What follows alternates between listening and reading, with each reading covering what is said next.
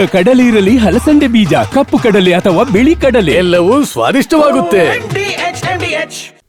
ಇನ್ನು ಈ ದುರ್ಘಟನೆಯಲ್ಲಿ ಮೃತಪಟ್ಟಂತಹ ಪ್ರಭಾಕರ್ ಅವರ ಮನೆಗೆ ಕೃಷ್ಣ ಬೈರೇಗೌಡರು ಭೇಟಿ ಕೊಟ್ಟರು. ಕುಟುಂಬಸ್ಥರಿಗೆ ಉಸ್ತುವಾರಿ ಸಚಿವರು ಸಾಂತ್ವನ ಹೇಳಿದ್ದಾರೆ. ಹಾಸನದ ಬಂಟ್ರಹಳ್ಳಿ ಗ್ರಾಮದ ನಿವಾಸಕ್ಕೆ ಭೇಟಿ ಕೊಟ್ಟು ಪ್ರಭಾಕರ್ ಪಾರ್ಥಿವದ ಅಂತಿಮ ದರ್ಶನವನ್ನು ಕೂಡ ಪಡೆದರು ಕೃಷ್ಣ ಬೈರೇಗೌಡ. ಮೊದಲಿಗೆ ಟ್ರಕ್ ಒಂದು ಬೈಕ್ಗೆ ಡಿಕ್ಕಿ ಹೊಡೆದು ನಂತರ ಅಲ್ಲಿ ಮೆರವಣಿಗೆಯಲ್ಲಿ ಸಾಕ್ತಾ ಇದ್ದವರ ಮೇಲೆ ನುಗ್ಗಿ ಬಂತು. ಇದರ ಪರಿಣಾಮವಾಗಿ 9 ಮಂದಿ ಮೃತಪಟ್ಟರು. ಅದರಲ್ಲಿ ಪ್ರಭಾಕರ್ ಕೂಡ ಮೃತಪಟ್ಟಿದ್ದಾರೆ. ಅವರ ಮನೆಗೆ ಕೃಷ್ಣ ಬೈರೇಗೌಡರು ಭೇಟಿ ಕೊಟ್ಟು ಕುಟುಂಬಕ್ಕೆ ಸಾಂತ್ವನವನ್ನು ಹೇಳಿದ್ದಾರೆ. ಗಣೇಶ ವಿಸರ್ಜನೆ ಮೆರವಣಿಗೆಯ ವೇಳೆ ಈ ನಡೆದಂತಹ ದುರ್ಘಟನೆ ಆ ಕುಟುಂಬಸ್ಥರಿಗೆ ಬಹಳ ದೊಡ್ಡ ಆಘಾತ ತಂದಿದೆ. ಮನೆಗೆ ವಾಪಸ್ ಬರಬೇಕಾಗಿದ್ದಂಥವರು ಈ ರೀತಿ ಅಪಘಾತಕ್ಕೆ ಒಳಗಾಗಿ ಮೃತಪಡ್ತಾರೆ ಅಂತಂದರೆ ಆ ಕುಟುಂಬಕ್ಕೆ ಬಹಳ ದೊಡ್ಡ ಆಘಾತ ಅದು. ಹಾಗಾಗಿ ಸಚಿವರು ಮನೆಗೆ ಭೇಟಿ ಕೊಟ್ಟು ಅವರ ಕುಟುಂಬಸ್ಥರ ಜೊತೆ ಮಾತನಾಡಿದ್ದಾರೆ. ರಾತ್ರಿ ನಾನು ಸಿಎಂ ಜೊತೆ ಮಾತನಾಡಿದ್ದೀನಿ, ಸಿಎಂ ಸಿದ್ದರಾಮಯ್ಯ ಅವರು ಪರಿಹಾರ ಘೋಷಿಸಿದ್ದಾರೆ ಅಂತ ಹಾಸನದಲ್ಲಿ ಮಾತನಾಡಿದ್ರು ಸಚಿವ ಕೃಷ್ಣ ಬೈರೇಗೌಡರು. ದುರಂತದಲ್ಲಿ ಭದ್ರತಾ ವೈಫಲ್ಯ ಇದೆಯಾ ಗೊತ್ತಿಲ್ಲ, ವೈಫಲ್ಯದ ಬಗ್ಗೆ ಅಧಿಕಾರಿಗಳು ತನಿಖೆ ಮಾಡ್ತಾರೆ. ಚಾಲಕರಿಂದ ಡ್ರಿಂಕ್ ಅಂಡ್ ಡ್ರೈವ್ ಆಗಿದೆಯಾ ಅದ್ರ ಬಗ್ಗೆನೂ ಗೊತ್ತಿಲ್ಲ. FSL ವರದಿ ಬಳಿಕ ಎಲ್ಲವೂ ಗೊತ್ತಾಗುತ್ತೆ ಅಂತ ಘಟನೆ ಕುರಿತಂತೆ ಕೃಷ್ಣ ಬೈರೇಗೌಡರು ಹೇಳಿಕೆ ಕೊಟ್ಟಿದ್ದಾರೆ. ರಾತ್ರಿ ನಾನು ಮಾತಾಡಿದಾಗ ಕೂಡಲೇ ಅವರ ಕುಟುಂಬದಲ್ಲಿ ಆಗಿರುವ ನಷ್ಟಕ್ಕೆ ನಾವು ನಷ್ಟವನ್ನು ಯಾವುದೇ ಮೊತ್ತಕ್ಕೆ ಹೋಲಿಕೆ ಮಾಡಲಿಕ್ಕೆ ಸಾಧ್ಯ ಇಲ್ಲ. ಇದನ್ನು ನಾವು ಸ್ಪಷ್ಟವಾಗಿ ಅರ್ಥ ಮಾಡ್ಕೊಳ್ಳೋಣ. ಅದಕ್ಕೆ ನಾನು ಆ ಮೊತ್ತದ ಬಗ್ಗೆ ಮಾತಾಡಲಿಕ್ಕೆ ಹೋಗಲಿಲ್ಲ. ಯಾಕೆಂದರೆ ಆ ಮೊತ್ತದಲ್ಲಿ ನಾವು ಪ್ರಾಣವನ್ನು ಅಳಿಲಿಕ್ಕೆ ಆಗೋದಿಲ್ಲ. ಅವರ ನಷ್ಟವನ್ನು ಯಾವುದೋ ಒಂದು ಮೊತ್ತದಿಂದ ಭರಿಸಲಿಕ್ಕೆ ಸಾಧ್ಯ ಇಲ್ಲ. ಆದಾಗ್ಯೂ ಕೂಡ ನೊಂದ ಸಂದರ್ಭದಲ್ಲಿ ಸುಮಾರು ಜನ ಯುವಕರಿದ್ದಾರೆ, ವಿದ್ಯಾರ್ಥಿಗಳಿದ್ದಾರೆ.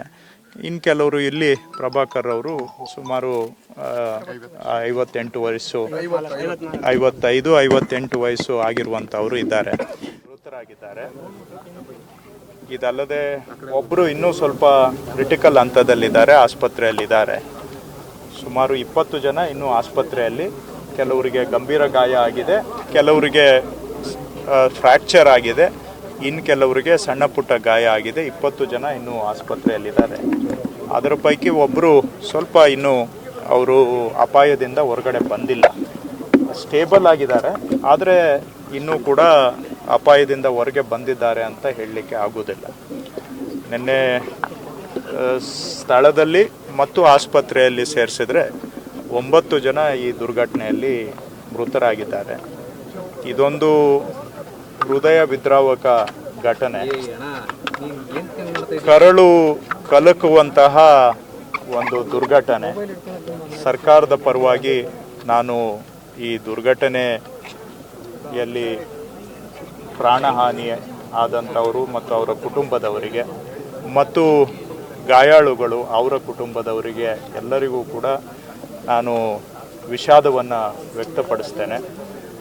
ಇದು ಅವರು ಕುಟುಂಬದವರಿಗೆ ಆಗಿರುವ ನಷ್ಟ ನಾವು ಭರಿಸಲಿಕ್ಕೆ ಕಷ್ಟ. ನಮ್ಮ ಮಾತಿನಿಂದ ಅವರಿಗೆ ಏನೂ ಕೂಡ ಸಮಾಧಾನ ಆಗೋದಿಲ್ಲ. ಆದರೆ ಅವರ ದುಃಖದಲ್ಲಿ ನಾವು ಕೂಡ ದುಃಖಿಗಳಾಗಿ. ಎಸ್, ಟ್ರಕ್ ಮೊದಲಿಗೆ ಬಂದು ಡಿಕ್ಕಿ ಹೊಡೆದದ್ದೇ ಈ ಪ್ರಭಾಕರ್ ಅವರಿಗೆ. 52 ವರ್ಷದ ಪ್ರಭಾಕರ್ ಬೈಕ್ನಲ್ಲಿ ಸಾಕ್ತಾ ಇದ್ರು.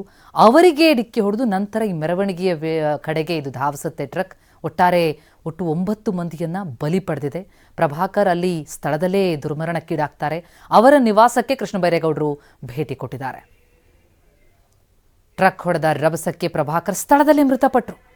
ಅವರ ಕುಟುಂಬಸ್ಥರಿಗೆ ಸಾಂತ್ವನ ಹೇಳಿದ್ದಾರೆ ಕೃಷ್ಣ ಬೈರೇಗೌಡರು. ಇನ್ನು ಹಾಸನ ದುರಂತದಲ್ಲಿ ಒಬ್ಬರ ಸ್ಥಿತಿಯಂತೂ ಭಾರಿ ಗಂಭೀರ ಇದೆ ಅಂತ ಸಚಿವ ಕೃಷ್ಣ ಬೈರೇಗೌಡರು ಹೇಳಿಕೆ ಕೊಟ್ಟಿದ್ದಾರೆ. ಈಗಾಗಲೇ ಅವರು ಮಾತನಾಡಿದ್ದನ್ನು ಕೇಳಿದ್ರು. ಆಸ್ಪತ್ರೆಯಲ್ಲಿ 20 ಮಂದಿ ಚಿಕಿತ್ಸೆ ಪಡಿತಾ ಇದ್ದಾರೆ. ಅದರಲ್ಲಿ ಒಬ್ಬರ ಸ್ಥಿತಿ ಸ್ವಲ್ಪ ಗಂಭೀರ ಇದೆ. ಒಟ್ಟಾರೆ ಈ ದುರಂತದಲ್ಲಿ 9 ಮಂದಿ ಬಲಿಯಾಗಿದ್ದಾರೆ ಅಂತ ಕೃಷ್ಣ ಬೈರೇಗೌಡರು ತಿಳಿಸಿದ್ದಾರೆ. ಅವರೆಲ್ಲರಿಗೂ ಕೂಡ ಚಿಕಿತ್ಸೆ ವ್ಯವಸ್ಥೆಯನ್ನು ಮಾಡಲಾಗಿದೆ.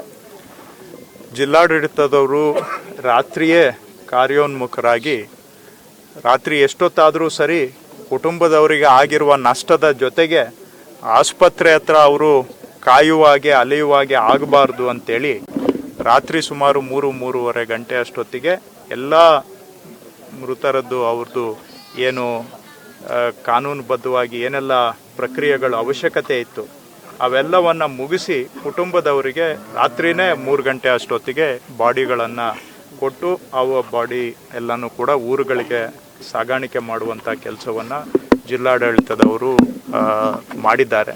ನಾನು ಅವರಿಗೆ ಸೂಚನೆ ಕೊಟ್ಟಿದ್ದೆ, ರಾತ್ರಿ ಎಷ್ಟೊತ್ತಾದರೂ ಕೂಡ ಏನೇ ನಿಮ್ಮದು ಮೆಡಿಕಲ್ಲು ಲೀಗಲ್ಲು ಪ್ರೊಸೀಜರ್ ಇದ್ದರೂ ಕೂಡ ಅದನ್ನೆಲ್ಲ ರಾತ್ರಿನೇ ಮುಗಿಸಿ ಅವ್ರಿಗೆ ಬಾಡಿ ತಕ್ಷಣ ಕೊಟ್ಬಿಡಿ. ಯಾಕಂದರೆ ಮೊದಲೇ ನೋವಿನಲ್ಲಿದ್ದಾರೆ. ಆ ನೋವಿನಲ್ಲಿ ಎಲ್ಲೋ ಬಂದು ಆಸ್ಪತ್ರೆ ಹತ್ರ ಬಾಗಿಲು ಕಾಯ್ಕೊಂಡು ನಿಂತ್ಕೊಳ್ಳುವಂಥದ್ದು ಆಗಬಾರ್ದು. ಅದರಿಂದ ಅವರ ನೋವು ಮತ್ತಷ್ಟು ಉಲ್ಬಣ ಆಗುತ್ತೆ ಅಂಥೇಳಿ ರಾತ್ರಿನೇ ಆ ಪ್ರಕ್ರಿಯೆಯನ್ನು ಮುಗಿಸಿ ಸರ್ಕಾರದಿಂದನೇ ಅದಕ್ಕೆ ಬೇಕಾದಂಥ ವಾಹನಗಳು ಎಲ್ಲ ವ್ಯವಸ್ಥೆ ಮಾಡಿ ನಾವು ಮತ್ತು ಬೇರೆ ಜಿಲ್ಲೆಯಲ್ಲಿ ಇಂದ ಏನು 3 ಮೃತರಾಗಿದ್ದಾರೆ ಅವರಿಗೂ ಕೂಡ ಬಾಡಿಯನ್ನು ಹ್ಯಾಂಡ್ ಓವರ್ ಮಾಡಿ ಅಲ್ಲಿಗೆ ಹೋಗುವಂಥದ್ದು ಕೂಡ ಆಗಿದೆ. ಸೊ ಉಳಿದವರು ಚಿಕಿತ್ಸೆ ಪಡಿತಾ ಇರೋರ ಮೇಲೆ ಕೂಡ ನಾವು ಜಿಲ್ಲಾಡಳಿತ ನಿಗಾ ಇಟ್ಟಿದ್ದೇವೆ. ನಾನು DHO ಅವ್ರ ಹತ್ರನೂ ಬೆಳಿಗ್ಗೆ ಇಲ್ಲಿಗೆ ಬರೋದಕ್ಕೆ ಮೊದಲು ಜಿಲ್ಲಾಧಿಕಾರಿಗಳು, SP ಅವರು, CEO, DHO, Hassan institute of medical science ಡೈರೆಕ್ಟ್ರು, AC, ತಹಶೀಲ್ದಾರ್ ಅವ್ರನ್ನೆಲ್ಲ ಕರೆಸಿ ಬೆಳಿಗ್ಗೆನೇ ಮೀಟಿಂಗ್ ಮಾಡಿದ್ದೇನೆ. ಆಸ್ಪತ್ರೆಯಲ್ಲಿ ಯಾರಿದ್ದಾರೆ ಅವ್ರನ್ನ ನಿಗಾ ವಹಿಸಿ ನೋಡಬೇಕು ಅಂತಲೂ ಕೂಡ ಹೇಳಿದ್ದೇನೆ.